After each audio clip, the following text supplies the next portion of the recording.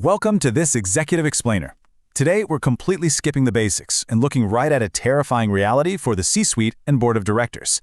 You know, information security is no longer just some compliance checklist for the IT department. We're going to look deeply at how your management review minutes act as either a strategic safeguard for your corporate valuation or a direct invitation for an absolute regulatory disaster. Here is our roadmap for today's briefing. We'll cover the illusion of governance, the executive risk cascade, the audit trap, the fiduciary shield, and finally, the maturity shortcut.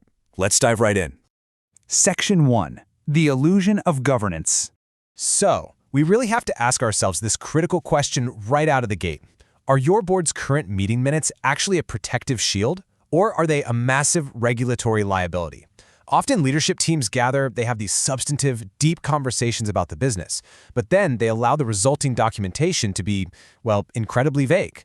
And the harsh reality is, in the eyes of regulatory bodies, if it isn't documented with absolute precision, it simply did not happen. And right there is the core failure. When your board minutes are vague, when they completely fail to document those exact mandatory ISO input and output discussions, systemic control failures are basically just ignored by leadership. You are essentially creating a paper trail of total operational blindness. Which brings us to Section 2, the executive risk cascade. This is where we see the multi-dimensional cascade of executive fears really come to life. It usually starts quietly, right? An unreviewed security posture. But then, that leads directly to a systemic operational collapse and a critical data breach. Suddenly, you've got a loud, very public panic on your hands. This immediately triggers devastating contractual SLA breaches, massive customer churn, and some truly severe legal liabilities. The public fallout absolutely tanks your stock valuation and market cap, bringing in crushing statutory non-compliance fines and, the inevitable conclusion, the immediate, highly public, career-ending termination of the CIO, the CISO, and key executive officers. The ultimate consequence of this whole cascade is the board facing literal charges of gross negligence. It is a catastrophic board-level fiduciary failure, and it stems entirely from incomplete administrative documentation. Just a fundamentally flawed paper trail. Let's move to Section 3, the audit trap. The stark operational difference is right here. Standard high-level corporate summaries completely fail the strict performance evaluation requirements of mandatory ISO agendas. A nice conversational summary of a board meeting is absolutely not going to survive a rigorous regulatory audit. To be incredibly explicit, the exact legal failure that triggers an immediate, painful, major non-conformance sits right in the ISO 27001-2022 Performance Evaluation Standards. Specifically, we are talking about Clause 9.3.2 covering management review inputs and Clause 9.3.3 covering management review results. Failing to capture these isn't just a minor administrative typo, it is a critical governance failure. So, the crucial takeaway is this.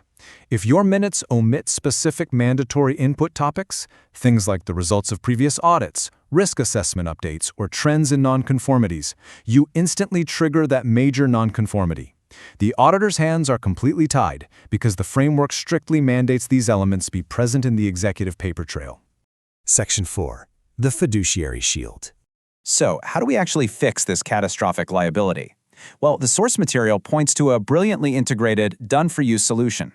Engineered by an elite committee of principal auditors and lead instructors at the ISO 27001 Institute, which, by the way, operates under the aegis of the ISO Training Institute, there is a professionally drafted, one-page editable Microsoft Word template.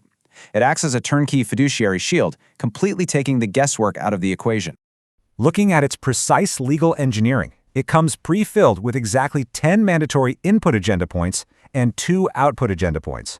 That exact ratio is designed specifically to address all critical information security requirements demanded by the standard, leaving absolutely zero room for interpretation or error during a regulatory audit.